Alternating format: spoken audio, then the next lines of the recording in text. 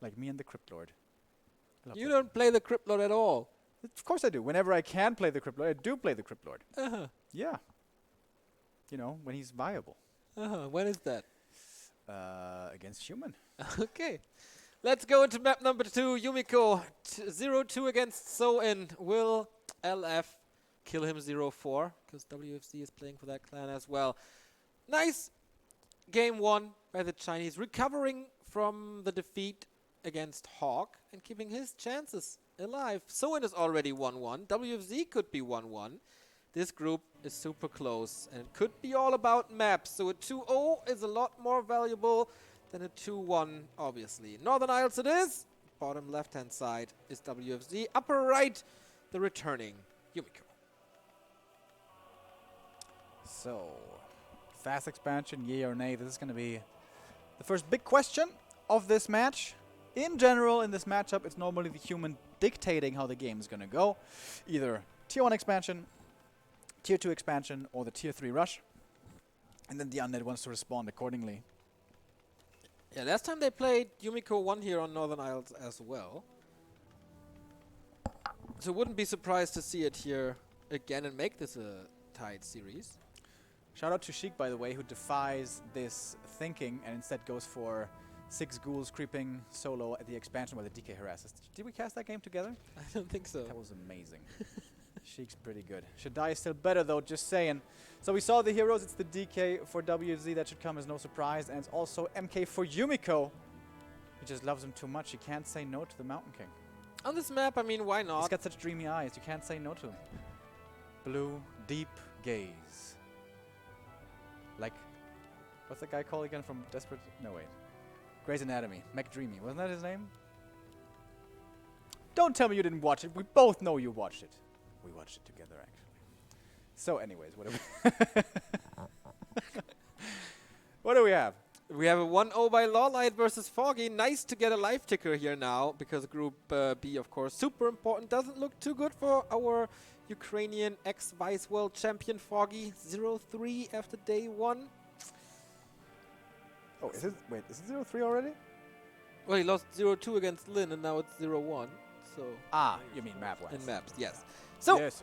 this item, again, map defining. This is a big mana potion. Then the Mountain King picks up a lot of speed.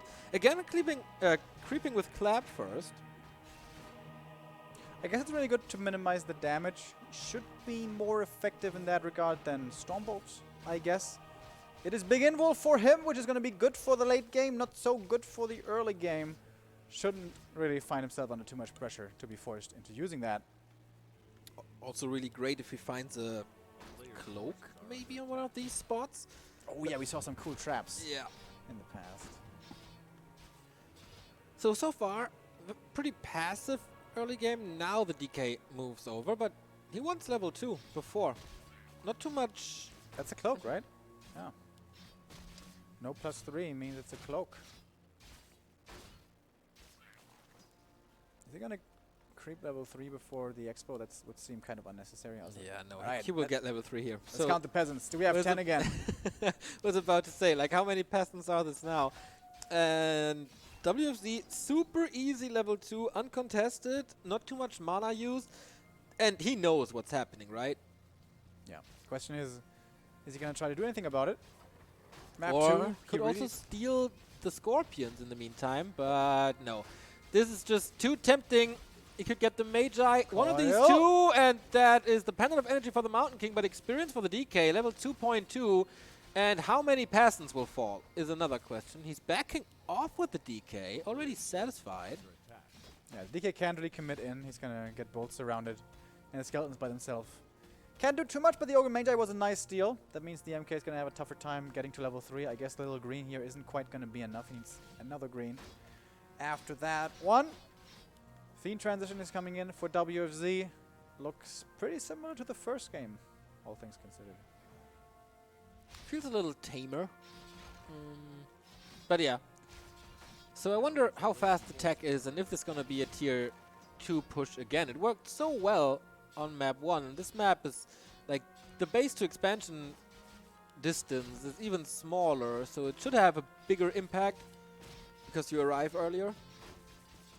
Replenishment, really nice for this MK. I guess it is level 3 actually. Perfectly level 3. That feels good, man. WFZ Scouts is maybe respecting this a little more. Again, 7 peasant fast build. That's not necessary, right? Gotta go fast. I mean, if they're there anyways, if you bring them just to be safe. It does finish faster, and you can start mining quicker. Goes into lumber though, so the tech probably gonna be quite late here by Yumi. Staff again on the MK. Very good item. No money for the boots. Might get him later. Ready to get another last hit. Not engaging here. He's hiding. Nice footy scout. MK is reaching around. The rest of the footy gang is coming in as well. This could be easy Stormbolt surround kills on these fiends. But WFZ is aware of that danger and will back up quickly. Yumiko a little too late with the footman reinforcements. I was expecting the sentry over there, but sentry is in the middle. So, Stormbolt versus Coil. What's going to prevail? Maybe a Fiend last hit. Not really. A big info potion again.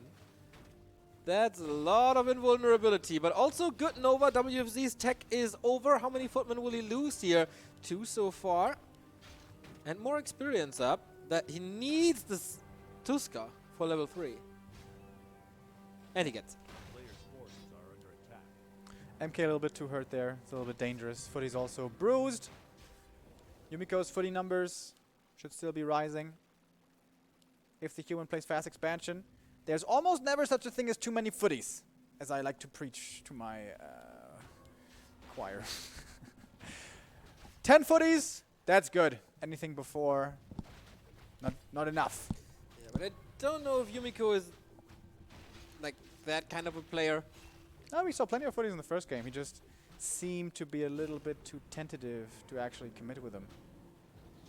Nice items for the Lich, claws and gloves. Yumi creeping in the middle. This is going to be fairly close to level 4 for him if he finishes the whole camp. And a big consumable. Healer ward is actually pretty nice. Yeah, he's getting ready for the next defense that way. Could also use some mana, because the push is coming slowly. Checks here, okay. That would have been a nasty creep jack. But no, it's the 4 Fiend statue push once more. Oh, no SimCity at all here. No farms or shop or anything to protect these towers. No. It's fairly easy to kick with the statue because the arcane towers just tickle a little. But now Yumiko comes in. Is he in time to defend this? DK good mana, Lich good mana, MK as well. Yumiko would ideally like to wait for a second hero. Oh, and the Zeppelin again! Again, okay. Coil kill, Fiends turn around. So pressure relieved from the expansion. It's not too many footmen.